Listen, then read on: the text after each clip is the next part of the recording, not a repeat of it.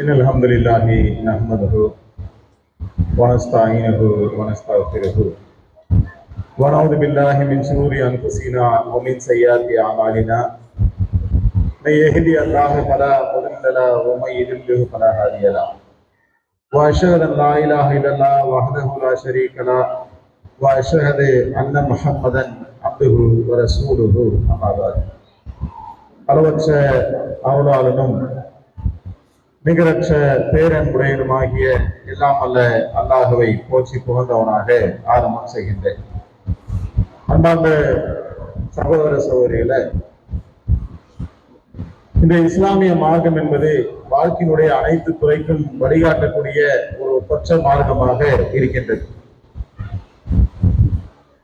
ஒரு மார்க்க சொற்பொழிவு நடக்கக்கூடிய ஒரு அவையில நாம் எப்படி இருக்க வேண்டும் என்பதை குறித்தான வழிகாட்டுதலையும் நமக்கு அல்லாஹ்வுடைய தூதர் தந்திருக்கின்றார்கள். அல்லாஹ்வுடைய தூதர் ஒரு சமயம் உரையாற்றி கொண்டிருக்கக்கூடிய நேரத்தில் அந்த அவைக்கு 3 நபர்கள் வருகை தருகின்றார்கள். ஒருவர் ரொம்ப ஆர்வமாக வந்து முன்னாடி அமர்ந்து கொள்கின்றார். மற்றொருவர் கூச்சப்பட்டுக்கிட்டு கிடைக்கிற இடத்துல உட்கார்ந்துகிட்டார். இன்னொருத்தர் புறக்கணிச்சுட்டே போயிடுறார். இந்த 3வரையும் குறித்து அல்லாஹ்வுடைய தூதர் சொன்னார்கள், யார் ஆர்வமாக வந்து அமர்ந்து கொண்டாரோ அல்லாஹ்வும் அவருடைய விஷயத்தில் ஆர்வமாகி விட்டான். யார் கூச்சப்பட்டு விட்டாரோ அல்லாஹ்வும் அவருடைய விஷயத்தில் கூச்சப்பட்டு விட்டான். யார் புறக்கணித்து சென்று விட்டாரோ அல்லாஹ்வும் அவரை புறக்கணித்து விட்டான் என்று நபிகள் நாயகம் ஸல்லல்லாஹு அலைஹி வஸல்லம் அவர்கள் சொல்லி காட்டினார்கள். மார்க்க உபதேசம் நடைபெறக்கூடிய இந்த அவை என்பது அல்லாஹ்வுடைய அருளை பெற்றுத் தரக்கூடிய ஒரு அவையாக நமக்கு மாற வேண்டும் என்று சொன்னால், நாம் எந்த அளவுக்கு ஆர்வத்தோடு இதில் இருக்கின்றோமோ அந்த அளவுக்கு நமக்கு அல்லாஹ்வுடைய அருளும் நன்மைகளும் கிடைக்கும் என்பதை நாம விளங்கிக் கொள்ள வேண்டும். எந்த அவைகளிலே மார்க்க சொற்பொழிவு நடைபெறுகின்றதோ அந்த அவைக்கு மேலாக மலக்குமார்கள் சூழ்ந்து கொண்டு அங்கே அமர்ந்திருக்கக்கூடியவர்களுக்காக பிரார்த்தனை செய்வதாக நபிகள் நாயகம் ஸல்லல்லாஹு அலைஹி வஸல்லம் அவர்கள் நமக்கு சொல்லி காட்டினார்கள். அல்லாஹ்வுடைய தூதருக்கு விருப்பமான அவைகளிலே ஒன்றாக மார்க்கத்தை பேசக்கூடிய அவைகள் இருந்திருப்பதை நம்மால் பார்க்க முடிகின்றது. அப்ப நாம் இருக்கக்கூடிய இந்த அவை நமக்கு நன்மையை பெற்றுத்தர வேண்டும் என்று சொன்னால், கவனங்களை அங்குமிங்குமாக நாம் சிதற விட்டு விடாமல் சிந்தனைகளை ஒருமுகப்படுத்தி நாம் கேட்போம் என்று சொன்னால், சொல்லக்கூடிய எனக்கும் கேட்கக்கூடிய உங்களுக்கும் அல்லாஹ் தஆலா நம்முடைய அருள் மழையை பொழிவதற்கு தயாராக இருக்கின்றான் என்பதை நினைவுபடுத்தியவனாக என்னுடைய உரைக்குள்ளே செல்கின்றேன். சகோதர சகோதரிகளே, மதரசா மாணவர்களுடைய பல்வேறு விதமான நிகழ்ச்சிகளை நாம் காலை முதலாக பார்த்து வருகின்றோம்.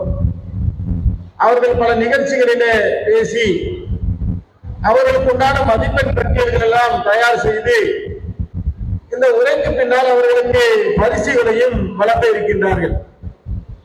பொதுவாகவே மனிதனுடைய இயல்பு என்பது அவன் பரிசுகளை விரும்பக்கூடியவனாகத்தான் இருக்கின்றான். அந்த பரிசை பெற வேண்டும் என்பதற்காக இந்த உலகத்தில் இருக்கக்கூடியவர்கள் பல்வேறு விதங்களிலே அவர்கள் போட்டி போடுவதை நாம பார்க்க முடியும். சில பேருடைய பரிசு பெறக்கூடிய திறன் வந்து பாத்தீங்கன்னா ரொம்ப வித்தியாசமா இருக்கும். புரோட்டா சாப்பிடுறதுல 50 புரோட்டா சாப்பிட்டு 50வது புரோட்டா சாப்பிடும் போது தொண்டையில விக்கிக்கிட்டு செத்தவெல்லாம் நம்ம நாட்டில் இருக்கதான் செய்யறாங்க. இந்த மாதிரி உணவுகளிலே போட்டி போட்டுக்கொண்டு என்னால் தின்ன முடிந்த அளவுக்கு உன்னால் தின்ன முடியுமா என்று சவால் விடக்கூடியவர்கள் இருக்கின்றார்கள். சில பேர் படிப்புல என்ன செய்வாங்கன்னா போட்டி போட்டு தமிழகத்திலேயே முதல் மாணவனாக முதல் மாணவியாக தேர்ச்சி பெறுவதை பார்க்கிறோம். சில பேர் IAS IPS தேர்வுகளிலே முதலாவதாக வருவதை நாம பார்க்கின்றோம். இந்த மாதிரி இந்த உலகம் எத்தனையோ சாதனையாளர்களை சந்தித்திருக்கின்றது. அவர்களிலே ஒருவருடைய ஒரு வரலாறை சுருக்கமாக நாம் பார்ப்பதாக இருந்தால், அருணிமா சின்ஹா என்று சொல்லக்கூடிய ஒரு பெண்மணி, அவங்க ரயில்ல பயணம் செய்யறாங்க. இயல்பிலேயே அவங்க மலையேற்றக்கூடிய வீரராக இருக்கிறாங்க. இந்த எவரெஸ்ட் சிகரம்லாம் இருக்குல்ல, சில பேருக்கு அது ஒரு டார்கெட். மலைகள்லாம் ஏறி அந்த உச்சியில போய் கொடியை நாட்டிட்டு வருவாங்க. அந்த மாதிரி இந்த பெண்மணி வந்து எவரெஸ்ட் மலை ஏற வேண்டும் என்ற ஒரு முயற்சியில இருந்தாங்க. அந்த காலகட்டத்தில் அவங்க ஒரு ரயில் விபத்தில் அவங்களுடைய கால் வந்து துண்டாயிடுச்சு. மருத்துவமனையில இருக்கும் பொழுது அவங்க ஒரு இலக்கு வைக்கிறாங்க. நாம் நம்முடைய வாழ்க்கையில நாம் இதற்கு முன்னால் எந்த எவரெஸ்டை ஏற வேண்டும் என்று நாம் நினைத்தோமோ, கால் இல்லாத இந்த நிலையில கூட அந்த எவரெஸ்ட் சிகரத்தை ஏறிவிட வேண்டும் என்ற முடிவை எடுக்கிறார். ஆனால் காலை எடுக்கப்பட்டாச்சு. அதற்கு பதிலாக செயற்கை காலை அந்த மாதிரி கொண்டு வைக்கிறாங்க. இப்ப செயற்கை காலோடு எவரெஸ்ட் சிகரத்துல ஏறுவதற்கான பல பயிற்சிகளை எடுக்கிறாங்க.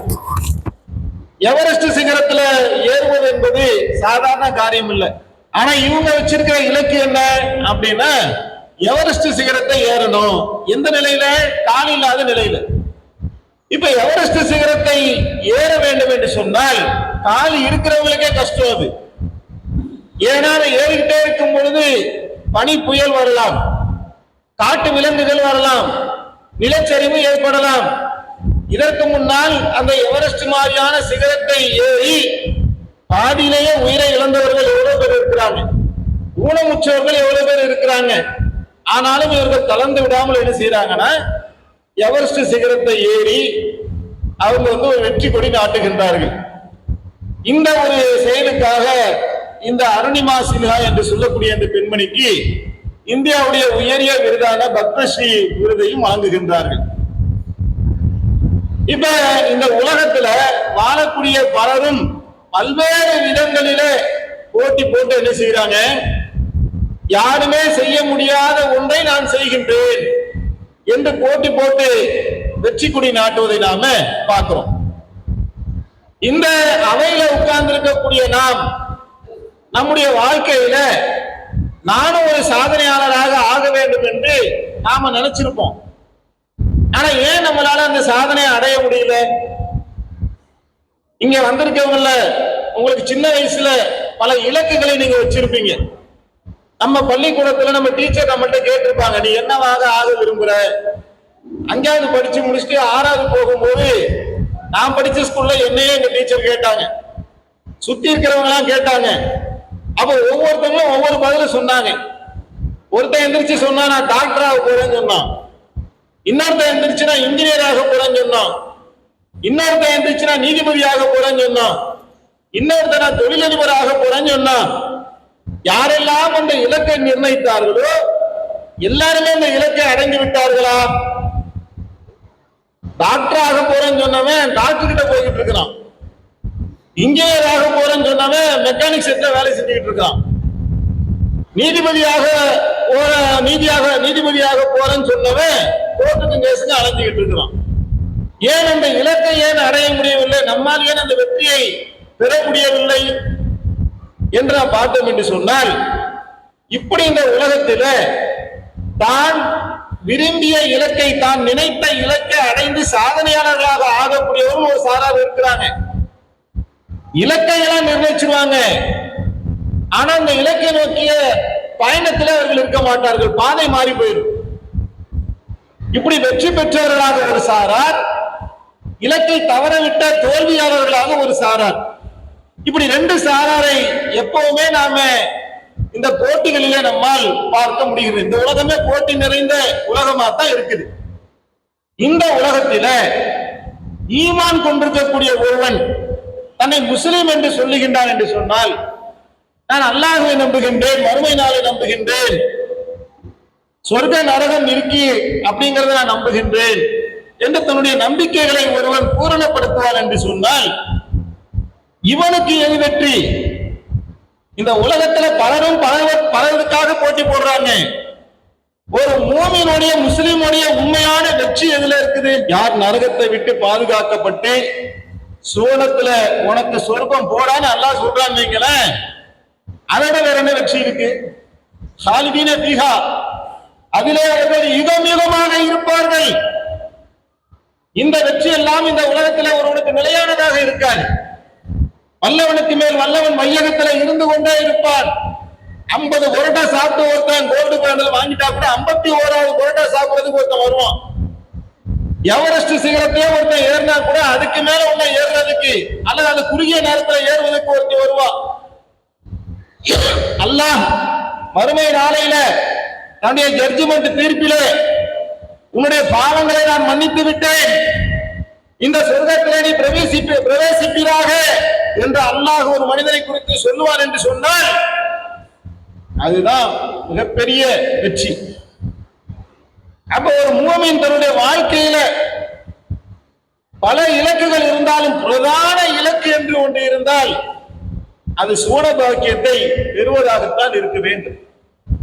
அந்த சொர்க்கத்தை பெறுவதற்கு அந்த இலக்கை அடைந்த அந்த வெற்றி கனியை சுவைப்பதற்கு நாம் என்ன செய்ய வேண்டும் என்பதை குறித்து இந்த தருணத்தில் நாம் சில விஷயங்களை தெரிந்து கொள்ள இருக்கின்றோம். இந்த உலகத்தில ஒரு மனிதன் எதற்காக இந்த போட்டிகளிலே கலந்து கொள்கின்றான் என்று சொன்னால் அந்த பரிசை வாங்கும் போது அவனுக்கு கிடைக்கக்கூடிய ஆனந்தம். எல்லாருமே கை தட்டுவாங்க, இங்க அப்படி செய்யறது இல்ல. பொதுவா நீங்க மற்ற இடங்களை பாத்தீங்கன்னா கை தட்டுவாங்க, மேல இருந்து செய்வாங்க. இந்த பாட்டு போட்டிகளை நடத்துவாங்கல்ல, பூமலையா பொழிவாங்க. அப்புறம் அந்த வீடியோக்கள்ல எடுக்க செய்வாங்க, சமூக வலைதளங்கள்ல பரப்புவார்கள், பரிசு கூப்பன்கள் வழங்குவார்கள், காசை தருவாங்க, தங்க நாணயத்தை தருவார்கள். இப்படியெல்லாம் அவர்களை மகிழ்விப்பார்கள். இப்படி மகிழ்விக்கக்கூடிய ஒன்று ஒரு மனிதனுக்கு விருப்பத்துக்குரியதாக இருக்கின்ற காரணத்தினால்தான் அவன் போட்டிகளிலே ஈடுபடுகின்றான். ஆனால் அல்லாஹ் ஒரு போட்டியை நமக்கு வைக்கிறான். அது எந்த போட்டின்னு கேட்டீங்கன்னா நீங்க ரொம்ப ஆச்சரியப்படுவீங்க. அந்த போட்டியில நான் இறங்கி விட்டேன் என்று சொன்னால் என்கிட்ட ஏற்கனவே என்ன இருக்குதோ அதையெல்லாம் கொடுக்கணுங்கிற அல்லாஹ். ஒரு வித்தியாசமான போட்டி. உலகத்தில் இருக்கக்கூடிய போட்டிகளிலே நாம் ஈடுபட்டு வெற்றி பெறுவோம் என்று சொன்னால் நம்மளை நோக்கி பரிசு மழை வரும். ஆனால் அல்லாஹ் சொல்லக்கூடிய இந்த மார்க்கத்திலே ஒருவன் நுழைந்து விட்டான் என்று சொன்னால் பல்வேறு விதமான சோதனைகள் அவனை நோக்கி வரும். அப்படியாப்பட்ட ஒரு போட்டி களத்திற்கு அல்லாஹ் நம்மை அழைக்கின்றான். அதற்கு சில ஷரத்துகளை, சில நிபந்தனைகளை அல்லாஹ் வைக்கிறான். அந்த சொர்க்கம் உனக்கு வேணுமா? அதுதான் உன்னுடைய இலக்கா? அப்ப இந்த உலகத்துல நான் உனக்கு வழங்கிய உயிரையும் பொருளையும் என்னுடைய பாதையில அர்ப்பணித்து விட வேண்டும் என்று அல்லாஹ் அழைப்பு விடுக்கின்றான். மனுஷன் கொடுப்பானா? அது எதை வேணாலும் கொடுப்பான். உயிரை கொடுப்பானா? நான் கஷ்டப்பட்டு சம்பாதித்த பொருளாதாரத்தை வழங்குவானா? அல்லாஹ்வுடைய கட்டளைகளுக்கு கட்டுப்படுவதிலே பல சிரமங்கள் இருக்கு, அதை மனிதன் இழப்பானா? அதனால்தான் பலருமே அந்த இலக்கு நோக்கி போறதில்லை. கல்லும் முள்ளும் நிறைந்த கரடு முரடான பாதை அது. எது வரைக்கும் அந்த சோதனை தொடரும்? மரணிக்கின்ற வரையில அந்த சோதனை அதுல இருந்து கொண்டே இருக்கும். அவ்வளவு சிரமமான ஒரு பாதை. வாழ்க்கையில எதையாவது ஒருத்தன் பெரிய கட்டடத்தை கட்டி புது வீடு வாங்கிட்டான்னு வைங்களேன், சாதிச்சுட்டான்பா, பட்டாபிராம்ல சொந்த வீடை கட்டி பட்டையை கிளப்பிட்டான் என்று வெற்றி வீரராக அவரை மக்கள் பார்ப்பார்கள். ஆனால் வரலாற்று ஒலிகள்ல பாருங்க, தான் சம்பாதித்த பொருளாதாரத்தை, செல்வத்தை, காசு, பணம் எல்லாத்தையுமே அல்லாஹ்வுடைய பாதையில ஒருவர் அர்ப்பணிக்கின்றார். சுஹைப் பின் சினான் என்று சொல்லக்கூடிய ஒரு நபித்தோழருடைய வரலாறு பார்க்கிறோம். அல்லாஹ் ஹிஜ்ரத் செய்யுமாறு கட்டளையிட்ட பின்னால் பெரும் கூட்டம் ஹிஜ்ரத் செய்து, சிறு சிறு கூட்டமாக ஹிஜ்ரத் செய்யறாங்க, தனிநபர்களாகவும் ஹிஜ்ரத் செய்தார்கள். அப்படி தனி நபராக ஹிஜ்ரத் செய்தவர்களில் ஒருவர் தான் சுஹைப் பின் சினான். அவர் ஹிஜ்ரத் பண்ணி போயிட்டு இருக்கும் பொழுது எதிரிகள் அவரை பிடிக்க வந்துடுறாங்க. எதிரிகளுக்கும் அவருக்கும் இடையில கான்வர்சேஷன் நடக்குது. அவர் வில்வித்தை அறிந்த வீரர். அவர் சொல்றார், என்கிட்ட நீங்க நெருங்குறீங்கன்னு சொன்னா என் அம்பு கூட்டல எத்தனை அம்பு இருக்குதோ அந்த அம்பை கொண்டு உங்க ஒவ்வொருத்தரையுமே நான் சாகடிப்பேங்கிறேன். மாறாக உங்க கோரிக்கை நான் என்கிட்ட சொல்லுங்க. அப்ப அவங்க சொல்றாங்க, நீ எங்கிருந்தோ வந்தவன். அவர் மக்காவை பூர்வீகமாக கொண்டவர் அல்ல. அவர் வெளியில இருந்து என்ன செஞ்சாரு, மக்காவிற்கு தொழில் நிமித்தமாக வந்தவர். அதனால அவனுங்க சொல்றாங்க, நீ ஊரை விட்டு ஊர் வந்தவன், எங்க ஊர்ல சம்பாதிச்சு பொருளாதாரத்தை நீ வளப்படுத்தி கொண்டாயே என்று அவர்கள் கேட்கக்கூடிய நேரத்துல சுஹைப் பின் சினான் சொல்றாரு, உங்களுக்கு சொத்துக்கள் வேண்டும் என்று சொன்னால் இன்னென்ன இடத்திலே என்னுடைய சொத்துக்கள்லாம் இருக்கு, அதெல்லாம் நீங்க போய் எடுத்துங்கன்ட்டார். பல ஆண்டுகளாக, பல மாதங்களாக, பல வருடங்களாக நெத்தி வேர்வையை நிலைத்த சிந்தி சம்பாதித்த பொருளாதாரத்தை எல்லாம் ஒரு நிமிடத்துல எடுத்து தரார். எதற்காக? அல்லாஹ்வுடைய உத்தரவுக்கு நான் கட்டுப்படணும்.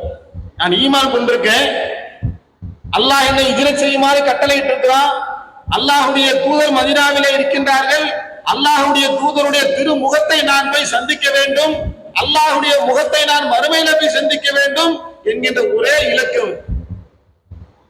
அதற்காக அவர் செய்த அர்ப்பணிப்பு என்ன, தியாகம் என்ன? இந்த உலகத்தினுடைய செல்வங்களை எல்லாம் இழந்து விட்டார். எல்லாவற்றையும் ஒருவன் இறந்து விட்டான் என்று சொன்னால் இந்த உலகத்தில் அவன் தோல்வி உற்றவனாக இருப்பான், பஞ்சலோடு திவாலானவனாக இருப்பான். பெரிய தொழிலதிபராக இருந்து எல்லாமே போயிடுச்சு வைங்களேன், நடுரோட்டுக்கு வந்துட்டு அவர் என்ன சொல்லுவாங்க, ஒரு காலத்துல கொடி கட்டி வாழ்ந்தான், எனக்கு திவால் ஆயிட்டான், நடுரோட்டுக்கு வந்துட்டான் என்று உலகம் பேசும். ஆனால் அல்லாஹ்வுடைய தூதர் இவர் எல்லாவற்றையும் இழந்து விட்டு அல்லாஹ்வுடைய தூதரிடத்துல போன போது அல்லாஹ் வஹியே இறக்கிட்டான். சுஹைபே, உன்னுடைய வியாபாரம் வெற்றி அளித்து விட்டது என்று அல்லாஹ்வுடைய தூதர் என்ன செய்றாங்க, முக மலர்ச்சியோடு சுஹைப் பின் சினான வரவேற்பதை நாம பார்க்கிறோம். மனிதர்கள் சிலர் இருக்கின்றார்கள், அவர்கள் அல்லாஹ்வுடைய பாதையில தன்னையே அர்ப்பணிக்கக்கூடியவர்களாக இருக்கின்றார்கள் என்று அல்லாஹ் என்ன செய்றான், இவர் தொடர்பாக ஆயத்தை இறக்கக்கூடிய சூழலை நாம பார்க்கிறோம். இந்த கியாமத் நாள் வரைக்கும் இந்த வசனம் ஓதப்படுகின்றது. எதன் பின்னணியில? சுஹைப் பின் சினான் அவர்களுடைய தியாகத்தினுடைய பின்னணியில இந்த திருக்குர்ஆனுடைய வசனம் ஓதப்படக்கூடிய காட்சி நாம பார்க்கிறோம். அப்ப அல்லாஹ் மறுமையில நமக்கு ஒரு வெற்றியை தர இருக்கின்றார் என்று சொன்னால் அதற்கான அடிப்படை என்னங்கிறத இந்த சம்பவம் நமக்கு தெளிவாக காட்டுது. எந்த ஒன்று இந்த உலகத்தில் நமக்கு மகிழ்ச்சிக்குரியதாக இருக்கின்றதோ, எந்த ஒன்று கிடைத்தால் நாம் எல்லாம் மனிதர்கள் இந்த உலகத்தில் சந்தோஷப்படுவார்களோ அந்த ஒன்றை அல்லாஹ் கை வைக்கிறான். நீ நேசிக்கின்ற ஒன்றிலிருந்து செலவழிக்காத வரை ஈமான் கொண்டவர்களாக ஆக முடியாதுன்றான் அல்லாஹ். இங்க வந்திருக்கக்கூடிய நாம் அனைவரும் கண்டிப்பாக இந்த உலகத்துல ஒவ்வொன்றை நேசித்துக் கொண்டுதான் இருப்போம். சிலர் பிள்ளையின் மீது பயங்கர நேசத்துல இருப்பாங்க, புள்ளதான் என்னுடைய உலகம் பாங்க, என் உலகமே என் புள்ளதாங்க, என் பொம்பளை புள்ளதான், என் ஆம்பளை புள்ளதான் அப்படிம்பாங்க. சில ஆண்களை பாத்தீங்கன்னா என் சிந்தனை எல்லாமே கடை தாங்க. அதே மாதிரி எப்பவுமே கடையை பத்தியே அவர் யோசிச்சுட்டு இருப்பார். கடனா இருக்கு, அவ்வளவு உயிரா இருக்கு, வீட்டுல இருக்கிறத விட கடையில இருக்கிற நிம்மதியா இருக்கும்பாங்க. சில பேருக்கு நகைகளின் மீது பேரார்வமா இருக்கும், சில பேர் சொந்த வீடு வாங்க வேண்டும் என்ற கனவிலே இருப்பார்கள், சில பேர் தன்னுடைய அழகின் மீது அவர்களுக்கு பேரார்வம் இருக்கும், சில பேர் பதவியை அடைந்து விட வேண்டும் என்ற பேரார்வத்தில் இருப்பார்கள். இப்படி ஒவ்வொரு மனிதனுக்கும் ஒவ்வொரு விஷயத்தில விருப்பம் இருக்கும். அல்லாஹ் அந்த விருப்பத்துக்குள்ள கையை வைக்கும், அது பேர் தான் சோதனை. அந்த சோதனை வரக்கூடிய நேரத்தில் அல்லாஹ்வுக்காக நாம் அதை அர்ப்பணிப்போம் என்று சொன்னால் நாம் வெற்றியாளர். அதை செய்யணும்னா அதை விட சிறந்தவனை நேசிக்கிறோம்ல, அது யார்? அது என்ன? ஒரு குழந்தை ஐஸ்கிரீம் கேக்குதுங்க, ஐஸ்கிரீம் கேட்டா அடம் பிடிக்குது. இப்ப இந்த ஐஸ்கிரீமுக்கு பதிலாக ஒரு தாய் என்ன செய்யறாங்க, அதை விட ரொம்ப விலையுள்ள ஐஸ்கிரீம் ரேட்டு 5 ரூபா தான், 10 ரூபா தான், ஆனா 500 ரூபா மதிப்புள்ள ஒரு பொம்மையை வாங்கி தராங்க. அப்பதான் அந்த குழந்தையை டைவர்ட் பண்ண முடியுது.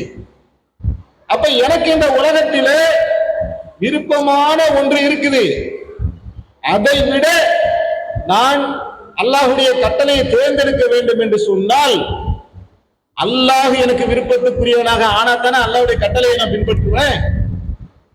அப்படியா இல்லையா? மற்றதெல்லாம் செய்தால் என்னுடைய உள்ளத்தில் அமைதி ஏற்படும், ஆனால் அல்லாஹ்வுடைய விருப்பத்தின்படி என்னுடைய வாழ்க்கையை அமைப்பதற்குத, அல்லாஹ்வுடைய பொருத்தத்தை அடைவதற்குதுல, அதுதான் மறுமையில எனக்கு வெற்றியை தேடித்தரும் என்ற சிந்தனை யாருடைய உள்ளத்துல ஆழமாக பதிகின்றதோ அவங்க வாழ்க்கையில எல்லா நேரங்களிலுமே அல்லாஹ்வுடைய பொருத்தத்தை தேடுவதிலே கவனமா இருப்பாங்க. இதை செஞ்சா அல்லாஹ்வுடைய பொருத்தம் கிடைக்குமா, இதை செஞ்சா அல்லாஹ்வுடைய பொருத்தம் கிடைக்குமா, இதை செஞ்சா அல்லாஹ்வுடைய கோபம் வந்துருமோ என்று அஞ்சக்கூடியவர்களாக இருப்பார்கள்.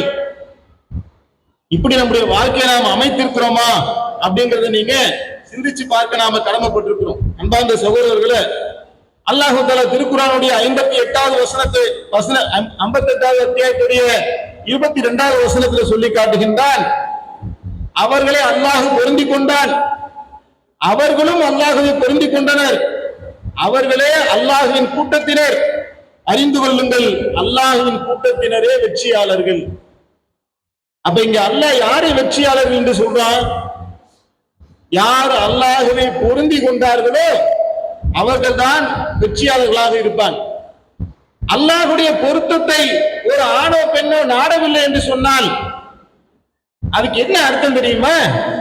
ஏன் சிலரால் அல்லாஹ்வுடைய கட்டளை பின்பற்ற முடியல, ஏன் சிலரால் மார்க்க வரம்புகளை பின்பற்ற முடியல, எவ்வளவோ பயான கேட்பாங்க, ஆனா கடைசியில போய் பார்த்தீங்கன்னா சீரியலுக்கு முன்னாடி உட்கார்ந்து இருப்பாங்க. 100 பயான கேளுங்களேன், அவங்களை சரி பண்ணவே முடியாது. எத்தனை உபதேசங்களை கேட்டாலும் தொழுகையில சில பேர் சரியா ஆக மாட்டாங்க. 4 வக்து தாங்க எனக்கு தொழுகை, 5 வக்து என்னால முடியாதுன்றாங்க, ஃபஜ்ர் என்னால முடியாது, 4 தான் முடியும். எவ்வளவு பயான்களை கேளுங்க, வரதட்சணை வாங்குற கல்யாணத்துல போய் கடைசியில நின்றுவாங்க. எல்லாம் நீங்க சொல்ற எல்லாம் சரிதான் பாய் அப்படின்றாங்க, எல்லாம் சரிதான், குர்ஆன் ஹதீஸ் நீங்க சொல்றதெல்லாம் ஓகே, ஆனா என்னால முடியல, என் சொந்த பந்தம், என் ஜாதி சனம் என்று என்ன செய்வாங்கன்னா பல திரைக்கதை வசனங்களை எல்லாம் அவர்கள் பேசுவார்கள். கடைசியில அந்த பாவத்துல போய் அவர்கள் சாட்சியாக நிற்கக்கூடிய காட்சியை நாம பார்த்தோம். ஏன் இப்படி இருக்கிறாங்க, இதுக்கு என்ன காரணம், நான் ஏன் இப்படி இருக்கிறோம் என்று சிந்தித்து பார்த்தோம் என்று சொன்னால், நாம் அல்லாஹ்வுடைய பொருத்தத்தை தேடுவதுதான் என்னுடைய இலக்கு என்று என்னைக்கு நாம் நிர்ணயிக்கிறோமோ அதை நோக்கியே நம்முடைய நகர்தல் இருக்கும். அவர்கள் தான் வெற்றியாளர்கள் என்று அல்லாஹ் நமக்கு வாக்களிக்கக்கூடிய காட்சி நாம பார்க்கிறோம். சுலைமான் அலைஹிஸ்ஸலாம் அவர்களுக்கு அல்லாஹ் மிகப்பெரிய ஆட்சியை தந்திருந்தான், மிகப்பெரிய அதிகாரத்தை தந்திருந்தான். அதை வைத்துக் கொண்டு அவர்கள் எதை தேடினார்கள் அப்படிங்கறத நீங்க திருக்குர்ஆன்ல பாத்தீங்கன்னு சொன்னா, ஒரு எறும்பு பேசுவதை கூட கேட்கக்கூடிய பாக்கியத்தை அல்லாஹ் அவருக்கு வழங்கியிருந்தான். எறும்பு பேசுவதில்லைங்க, எறும்பு பேசுதாங்கிறது நமக்கு பல பேருக்கு தெரியாது. ஆனா இன்னைக்கு விஞ்ஞானிகள் எறும்பு தனக்குள்ள பேசிக்கிறதுங்கிறத பல விதங்களில், அது நம்ம பேசின மாதிரி இல்ல, அவங்க பேசி புரிஞ்சு கொள்ளக்கூடிய ஒரு விதங்கள்ல எறும்புகள் அவங்களுடைய லாங்குவேஜை பரிமாறிக்கிறாங்க. இந்த விஷயத்தை கேட்கக்கூடிய அளவுக்கு அல்லாஹ் ஞானத்தை சுலைமான் அலைஹிஸ்ஸலாம் அவர்களுக்கு வழங்கியிருந்தான். இதையெல்லாம் பார்த்த பின்னால் சுலைமான் அலைஹிஸ்ஸலாம் அல்லாஹ்விடத்தில் ஒரு பிரார்த்தனை செய்கின்றார்கள், என் இறைவா, என் மீதும் என் பெற்றோர் மீதும் நீ புரிந்த அருள்படைகளுக்கு நான் நன்றி செலுத்துவதற்கும் நீ பொருந்திக் கொள்ளும் நற்செயலை செய்வதற்கும் எனக்கு வழிகாட்டுவாயாக. ஏன் இதை சுலைமான் அலைஹிஸ்ஸலாம் அவர்கள் கேட்டார்கள்? அதாவது நல்ல அமல்கள் நம்ம செஞ்சுக்கிட்டே போக வேண்டியதானங்க, அந்த அமல் நல்லமல் தான் என்பதற்கான அளவுகள் என்ன நம்மளா முடிவு பண்ண முடியும்? நான் 4 ரக்காத் தொழுதுட்டேன், அது நல்ல அமலா இல்லையாங்கிறத யார் முடிவு பண்ணணும்? நான் ஹஜ்ஜுக்கு போயிட்டேன், அது ஏற்றுக்கொள்ளப்பட்டதா இல்லையாங்கிறத யார் முடிவு பண்ணணும்? அல்லாஹ் தான் முடிவு பண்ணணும். எவ்வளவு அழகா கேட்கிறாங்க, இறைவா நீ பொருந்தி கொள்ளக்கூடிய நற்செயல்களை செய்வதற்கு எனக்கு நீ உதவி புரிவாயாக. அப்ப எவ்வளவு கவனமா இருந்திருக்காங்க பாருங்க. அப்ப நாம் நம்முடைய இலக்குகளை நிர்ணயிக்க வேண்டும் என்று சொன்னால் ஒவ்வொரு காரியமும் அல்லாஹ்வுடைய பொருத்தத்தில் இருக்கின்றதா என்பதை நாம் சிந்தித்து பார்க்க கடமைப்பட்டிருக்கிறோம். அதே மாதிரி பாருங்க, ஹஜ்ஜத் ரில்வான் என்கின்ற ஒரு சம்பவத்தை நீங்க வரலாறுகள்ல பார்க்கலாம். எப்படியாப்பட்ட சூழல், ஹஜ்ஜிற்காக போறாங்க. ஹஜ்ஜிக்காக போகக்கூடியவர்கள் பெருமளவுக்கு ஆயுதங்கள் எடுத்துட்டு போவாங்களா? போக மாட்டாங்க. ஏன்? வழிபாடு செய்யறதுக்காக போறாங்க. ஆனால் ஹஜ்ஜிக்கு போகக்கூடிய அவர்கள் தடுக்கப்படுகின்றார்கள். பேச்சுவார்த்தைக்காக உஸ்மான் ரலியல்லாஹு அன்ஹு அவர்கள் அனுப்பப்படுறாங்க. உஸ்மான் கொல்லப்பட்டு விட்டார் என்கின்ற செய்தி மக்களிடத்துல பரவுது. உண்மையா என்ன தெரியல. ஒரு கால் கொல்லப்பட்டு விட்டால் களத்துல இறங்க வேண்டிய ஒரு சூழல் இருக்கு. அல்லாஹ்வுடைய தூதர் என்ன செய்யறாங்க? எல்லாரிடத்தையும் உறுதிமொழி வாங்குறாங்க. அந்த உறுதிமொழியில நாங்கள் என்ன செய்வோம்? அல்லாஹ்வுடைய பாதையில வருவோம் என்று பையத்து செய்கின்றார்கள். இதான் பையத்து ரிதுவான். பையத்து ரிதுவான் என்று சொன்னாலே அல்லாஹ்வுடைய பொருத்தம் அதுல இருக்குன்னு அர்த்தம். அந்த பொருத்தத்துக்குரிய காரியத்தை செய்தார்கள்ல, இதை ஏன் அல்லாஹ் பொருந்தி கொண்டான்? அதான் அடிப்படையான கேள்வி. ஒரு போர் என்று சொன்னால், ஒரு இடத்துல போய் நாம எதிரிகள் கோபத்தை அடையக்கூடிய ஒரு இடத்துல காலடி எடுத்து வைக்கிறோம் சொன்னா, அந்த இடத்துல பல துன்பங்களை துயர்களை நாம் சந்திக்க வேண்டியிருக்கு. போருக்காக படை திரட்டி சகல விதமான பாதுகாப்போடு போகும்போதே பல பிரச்சனைகளை சந்திக்க வேண்டியிருக்கும். பெருமளவுக்கு ஆயுதம் இல்லாத நேரத்துல கூட அல்லாஹ்வுக்காக களம் இறங்குவேன் என்று வந்தார்கள்ல, அப்படி வந்ததற்காகத்தான் அல்லாஹ் அவர்களை குறித்து சொல்லி காட்டுறா. சூரா அல் ஃபத்ஹுடைய அத்தியாயத்தினுடைய 18வது வசனத்துல, இறை நம்பிக்கையாளர்கள் அந்த மரத்திற்கு அடியில் உம்மிடம் உடன்படிக்கை செய்த போது அவர்களை அல்லாஹ் பொருந்தி கொண்டான். அப்ப அல்லாஹ்வுடைய பொருத்தங்கிறது எதுல இருக்கு? இந்த வாழ்க்கையில நாம் அர்ப்பணிப்பதில் தான் இருக்கு அப்படிங்கறத நாம புரிந்து கொள்ள வேண்டும். இதை நாம் புரிந்து கொண்டோம் என்று சொன்னால் நாம் எதை அர்ப்பணிக்க தயாராக இருக்கிறோம் சிந்திச்சு பாருங்க. ஒவ்வொருத்தரும் நம்ம வாழ்க்கையில உட்கார்ந்து நீங்க எழுதி பாருங்களேன். அல்லாஹ்வுடைய கட்டளைக்கு கட்டுப்படக்கூடியது என்று சில பட்டியல் வரும். அல்லாஹ்வுடைய கட்டளைக்கு மாறு செய்யக்கூடியது என்று ஒரு பட்டியல் நம்மகிட்ட வரும். அந்த மாறு செய்யக்கூடிய ஒன்றுடைய பட்டியல இருந்துகிட்டே இருக்கும், இன்னைக்கு வரைக்கும் இருக்கும். சில பேர் பேச்சுவார்த்தையிலே கெட்ட வார்த்தைகளை பேசிடுவாங்க. சில பேர் வியாபாரம் பண்றாங்க, வட்டிக்கு வாங்கி பிசினஸ் பண்ணுவாங்க. வட்டிக்கு வாங்கி 0 இன்ட்ரெஸ்ட் என்ற பேர்ல வட்டியை வாங்கிட்டு வந்துருவாங்க. சில பேர் வாடகை கம்மியாக லீஸுக்கு வீட்டுக்கு போயிடுவாங்க. ஜமாத்தோடு வருவார்கள், பல பயான்களை கேட்பாங்க. குர்ஆன் தெரியும், ஹதீஸ் தெரியும், மார்க்கம் தெரியும், சொர்க்க நரகம் எல்லாமே தெரியும். ஆனா என்ன செய்வாங்க? 2 லட்சம் ரூபாய் கொண்டு போய் கட்டி வாடகை கம்மியா வருன்றதுக்காக பட்டாபிராம்ல ஒரு வீட்டுக்கு அட்வான்ஸ் கொடுப்பாங்க. நார்மலா அட்வான்ஸ் பாத்தீங்கன்னா 50,000 இருக்கும். ஆனா 5 லட்சம் ரூபாய் வீட்டுக்கு அட்வான்ஸ் கொடுத்துட்டு 10,000 ரூபாய் வீட்டுக்கு 1000 ரூபாய் வாடகையில இருப்பாங்க. இது வட்டியா இல்லையா? இது ஹராமா இல்லையா? இது அல்லாஹ்வுடைய கோபத்துக்குரியதா, அல்லாஹ்வுடைய பொருத்தத்துக்குரியதா? ஆனால் ஏன் இதை விட முடியல? நீங்க நல்லா சிந்திச்சு பாருங்க. விட முடியாததற்கான ஒரே காரணம் என்ன? அதுல வரக்கூடிய ஆதாயம், அதுல வரக்கூடிய லாபம். அந்த 9,000 நான் சேமித்து வச்சேன்னு சொன்னா இந்த உலகத்துல நான் நிம்மதியாக வாழலாமே. 9,9 ஒரு வருஷம் சேமிச்சா 1 லட்சம் ரூபாய் சேருமே, நான் ஒரு பவுன் நகையை வாங்கிடுவேனே. இந்த மாதிரி 10 வருஷம் போச்சுன்னா 10,000 நகை வந்துருமே என்று கால்குலேஷன் பண்ணுகின்ற காரணத்தினால் அவங்க அல்லாஹ்வுடைய பொருத்தத்துக்குரிய அந்த காரியத்தை அவர்களால் செய்ய முடியும். எந்த காரியத்தை செய்தால் அல்லாஹ் கோபப்படுவானோ அந்த காரியத்தை அறிந்து கொண்டே ஒரு ஆணோ பெண்ணோ செய்வார்கள் என்று சொன்னால் அவருடைய மறுமையினுடைய வெற்றி பாதிக்கப்படும். இதை குறித்து அல்லாஹ் சொல்லி காட்டுகின்றான். 10வது அத்தியாயத்துடைய 7வது வசனத்துல சொன்னா, நம்மை சந்திப்பதை நம்பாமல் இந்த உலக வாழ்வை பொருந்திக் கொண்டு அதில் மன நிறைவு அடைவோருக்கு நமது சான்றுகளை புறக்கணிப்போருக்கும் அவர்கள் சம்பாதித்தவற்றின் காரணமாக அவருடைய தங்குமிடம் நரகம் தான். நரகவாசிக்குண்டான இலக்கணமாக அல்லாஹ் இங்கு எதை சொல்றான்? சகோதர சகோதரிகளை சிந்திச்சு பாருங்க. அல்லாஹ்வுடைய பொருத்தத்தை விட இந்த உலக வாழ்க்கையை பொருந்திக் கொள்வது. எனக்கு எது நிம்மதியா இருக்கும், எனக்கு எது நல்லா இருக்கும், எனக்கு எது வசதியா இருக்கும், இப்படி ஒருவன் யோசிக்கின்றான் என்று சொன்னால் அவனுடைய உள்ளத்துல ஈமான் இருக்குதாங்கிறதே சந்தேகத்துக்குரிய ஒன்று. மனிதன் என்ற பலகீனத்திலே நம்மிடத்துல முன்னும் பின்னுமாக இருக்கலாம்.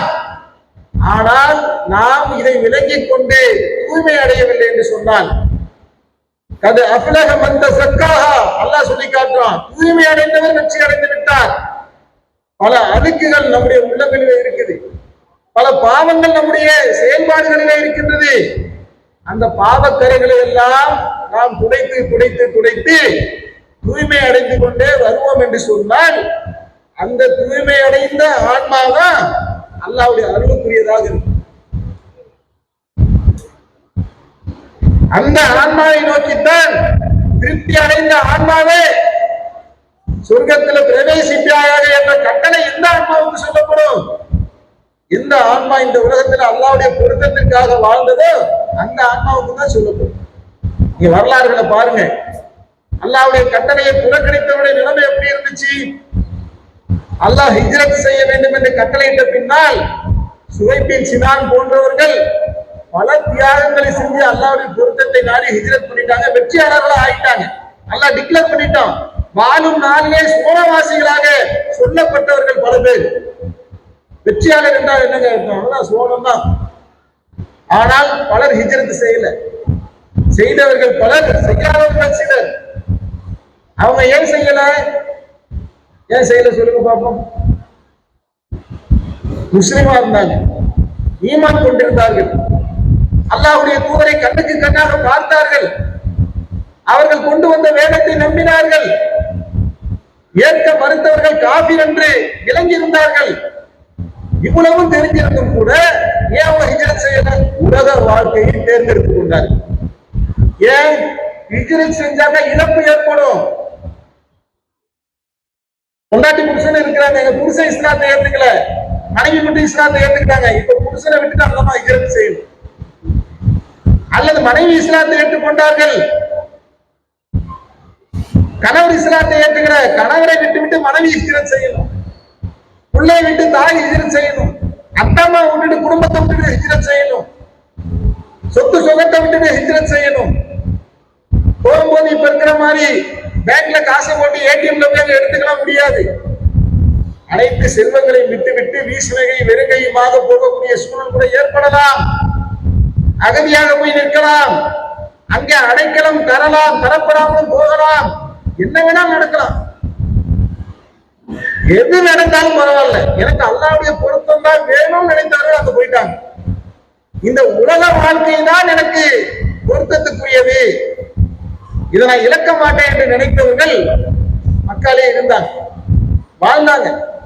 இட்லி தோசை சாப்பிட்டாங்க, உதாரணத்துக்கு சொல்ல வரேன். வகை வகையான சாப்பாடுகள் சாப்பிட்டாங்க, குடும்பத்தோடு இருந்தாங்க, வாழ்ந்தாங்க, மரணித்தார்கள். இறுதியில என்ன? மலக்குமார்கள் உயிரை கைப்பற்ற வந்துட்டாங்க. அவருடைய முதுகுகளிலும் முகங்களிலும் அடித்தவர்கள் ரூஹுகள் பறிக்கப்படுகின்ற நேரத்தில் மலக்குமார்கள் கேட்கிறாங்க, நீங்க ஏன் ஹிஜ்ரத் செய்யல? அப்ப அந்த அடியே எதுக்கு தெரியுதா? மொத்த வாழ்க்கையில ஒரே ஒரு கேள்விதான் உங்களுக்கு கேட்கப்பட்டிருக்கு. உயிர் பறிக்கப்படுகின்ற நேரத்தில் எவ்வளவு விஷயத்தை சந்திச்சிருப்பாங்க, இந்த ஒண்ணுக்குத்தான் அவர்களுக்கு அடி. எந்த ஒண்ணுக்கு? அல்லாஹ்வுடைய கட்டளை எவ்வளவு முக்கியமான கட்டளை, அதுக்கு நீங்க ஏன் மாறு செஞ்சீங்க, ஹிஜ்ரத் ஏன் செய்யல? அவங்க சொன்னார்கள், நாங்கள் பலகீனர்களாக இருந்தோம். அப்படியா விட்டுட்டு போயிட்டாங்களா? அல்லாஹ்வுடைய பூமி விசாலமானதாக இல்லையா என்று அவருடைய உயிர்கள் பறிக்கப்பட்டதாக நாம் வரலாறுகளில் பார்க்கின்றோம். எனதருமை சகோதரிகளே, சகோதரர்களே, தௌஹீத் நம்மை அடைந்திருக்கலாம், அல்லாஹ்வுக்கு இணை வைக்க கூடாது என்பதை நாம் தெரிந்திருக்கலாம். அத்தோடு ஷைத்தான் நம்மளை விட்டு போயிட மாட்டான், சும்மா போயிட மாட்டான். அல்லாஹ்வுடைய பல கட்டளைகளிலே நம்மை மாறு செய்ய வைப்பதற்காக இந்த உலகத்தை கொண்டு கட்டளைகளை மாறு செய்யக்கூடிய விஷயங்களை ஏவிக்கிட்டே இருப்போம். நாம அனலைஸ் பண்ணணும், உட்கார்ந்து சிந்திக்கணும், யோசிக்கணும். என்னிடத்துல அல்லாஹ்வுடைய கட்டளைகளை நான் எதெல்லாம் மாறு செய்யறேன், என்கிட்ட என்ன கெட்ட பழக்கங்கள் எல்லாம் இருக்குது. சொத்துக்களை பிரிக்கக்கூடிய நேரத்தில் அல்லாஹ் சொன்ன அடிப்படையில என் சகோதரிக்கு நான் சொத்தை பிரிச்சு கொடுத்தனா? ஒரு அண்ணனால யோசிக்கணும். பெரிய கொடுமையான விஷயம் என்ன தெரியுமா? எந்த இடத்துல குர்ஆன் வசனங்களை நாம் நடைமுறைப்படுத்த வேண்டுமோ அந்த இடத்துல ஒருவர் நமக்கு சுட்டி காட்டுவார், பாய் நீங்க பண்றது தப்பு, நீங்களே பயான் பண்ற இடத்துல இருக்கிறீங்க, நீங்க எவ்வளவு காலம் தௌஹீதுல பயணிச்சிருக்கீங்க, எவ்வளவு வசனங்களை நீங்களே எடுத்து சொல்லியிருக்கீங்க, அல்லாஹ் சொன்ன அடிப்படையில இந்த குடும்பத்துடைய சொத்தை நீங்க பிரிச்சு கொடுங்கன்னு சொன்னா அவன் என்ன சொல்லுவான் அந்த நேரத்துல? பாய் எங்களுக்கு எல்லா பயானும் தெரியும் அப்படின்றான். பயான் எனக்கு நீ பயான் பண்ணாத, எனக்கு எல்லாமே தெரியும் அப்படின்னு சொல்லிட்டு அல்லாஹ்வுடைய வசனங்கள் என்ன செய்வான்? தூக்கி ஓரம் கட்டுவான். பொண்ணு பார்க்க போவாங்க, நிச்சயதார்த்தம் போவாங்க, 50 பேர் 100 பேர் படை சூழ்ந்து போவார்கள், நெருக்கடிகள் வரும். இந்த திருமணத்துக்கு போன அல்லாஹ்வுடைய கட்டளைக்கு நாம் மாறு செய்ய வேண்டியது வரும், இதற்கான காரியங்கள் அங்கே நடைபெறும் என்று எல்லாமே தெரிஞ்சிருந்தாலும் கூட இவங்களுடைய பொருத்தம் இருக்கிற மாமியை பொருத்தம் போயிருமே, தாய் மாமனுடைய பொருத்தம் போயிருமே, அண்ணனுடைய பொருத்தம் போயிருமே, இவர்களுடைய பொருத்தம் இல்லைன்னா என் பொண்ணு கல்யாணம் எப்படி நடக்கும்? கால்குலேஷன் கரெக்டா இருக்கா? நான் 4 கல்யாணத்துக்கு போனாதான் என் பிள்ளைக்கு நல்ல மாப்பிள்ளை கிடைக்கும் என்று மனிதர்களுடைய பொருத்தங்களை பார்த்து பார்த்து பார்த்துதான் அல்லாஹ்வுடைய கட்டளைக்கு மாறு செய்து விட்டு அதை நிற்கணும். ஆனால் ஒரு மூமின் மறுமையில வெற்றி அடைய வேண்டும் என்று சொன்னால் ஒரே வழி அல்லாஹ்வுடைய பொருத்தத்தை எதிர்பார்க்கிறது. காலையில எந்திரிக்கிறோம், ஏன் தொழுகையுடைய விஷயத்தை திருப்பி திருப்பி பல இடங்களில் பேசப்படுது தெரியுமா?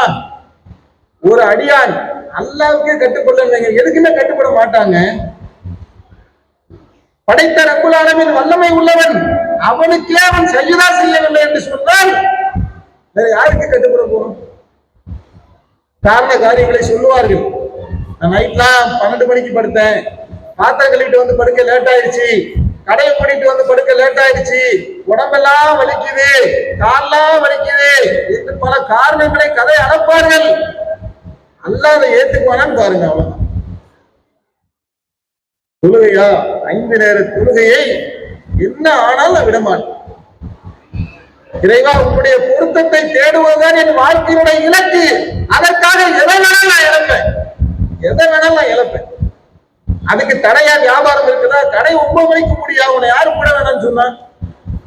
நீ ஏன் 11:30 மணி வரைக்கும் நீ ஏன் நிற்கிற? அந்த வியாபாரம் உனக்கு தொழுகையை தடுக்கும் என்று சொன்னால் கடையை அதுக்கு ஏற்ற மாதிரி மாத்திக்க வேண்டியதானே? சாய்ஸ் இல்லையா? செல்வத்தை பெருக்குகின்ற ஆசை உங்களை அல்லாஹ்வுடைய நினைவிட்டும் மறக்கடிக்கை செய்துவிட வேண்டாம். அதனால் அந்த ஆசையால் நீங்கள் நரகத்தை கண்ணால் பார்ப்பீர்கள் என்று அல்லாஹ் எச்சரிக்கை செய்கிறாரு. அப்ப பொருளாதாரமோ, பேஸ்புக்கோ, யூடியூபோ, வியாபாரமோ எந்த ஒன்று எனக்கு முன்னாடி வந்து நின்றாலும் சரி, நான் அல்லாஹ்வுடைய பொருத்தத்தை தான் எதிர்பார்ப்பேன் என்ற இலக்கை நிர்ணயித்து வைத்து நாம் பயணிப்போம் என்று சொன்னால் நம்முடைய உயிரை கைப்பற்றுவதற்காக மலக்குமார்கள் வருவார்கள். அந்த நாளை நாம் ஒவ்வொருவரும் சந்தித்தே தான் தீரும். ஒவ்வொரு ஆன்மாவும் மரணத்தை சுகித்தே தீரும். நீங்களும் சந்திப்பீர்கள், நானும் சந்திப்பேன். வந்து நின்றுவாங்க. பார்வைகள் கூர்மையடைந்து விடும், திரைகள் அகற்றப்பட்டுவிடும். மரணத்திற்கு முன்னால் அவனுக்கும் மலக்குமார்களுக்கும் இடையில கான்வர்சேஷன் ஓட ஆரம்பிச்சு. உலகத்துல இருப்பான், ஆனால் மலக்குமார்கள் அவன் கண்ணுக்கு தெரிய ஆரம்பிச்சிருவாங்க. உயிர்களை கைப்பற்றி விட்டால், கெண்டைக்காலோடு பின்னி விட்டால், உயிர் தொண்டைக்குள்ளே அடைந்து விட்டால், அல்லாஹ்வுடைய பொருத்தத்தை பெறுவதற்காக நான் தான தர்மம் செய்யறேன்னு சொல்லுவான். நான் தொழுது நல்லவர்களாக ஆகிவிடுவேன் என்று மனிதன் சொல்லுவான். எதுவுமே பலனளிக்கக்கூடிய ஒரு நாளை, பலனளிக்கக்கூடிய ஒரு சூழலை அல்லாஹ் இன்றைக்கு நமக்கு கைகளிலே கொடுத்திருக்கின்றான். அதை பயன்படுத்திக் கொண்டு அல்லாஹ்வுடைய பொருத்தத்தை பெறத்தக்க வகையில அல்லாஹ் எதை ஏவினானோ அதை செய்கின்ற நன்மக்களாக நாம் மாற வேண்டும். அல்லாஹ் எதை நம்மை தடுக்கின்றானோ அந்த ஹராமானதை விட்டு நாம் விலக வேண்டும். இதன் மூலமாக மறுமையில சூனத்தை பெறத்தக்க நன்மக்களாக அல்லாஹ் நம் அனைவரையும் ஆக்கி அருள் புரிவானாக என்று பிரார்த்தனை செய்தவனாக என்னுடைய உரையை நிறைவு செய்கின்றேன். வாகிர் வானான் அல்ஹம்துலில்லாஹி ரப்பில் ஆலமீன்.